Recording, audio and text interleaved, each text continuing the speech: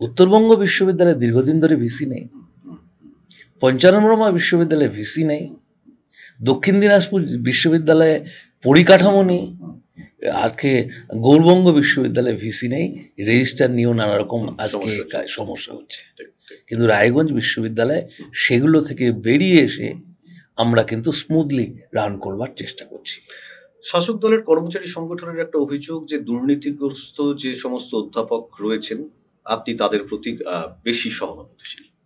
না, সহানুভূতিশীল নয়, যারা অভিযোগ করছেন তারাও আমার লোক, যারা যাদের বিরুদ্ধে অভিযোগ করে তারাও আমার লোক, কেউ আমার বাইরে নয়।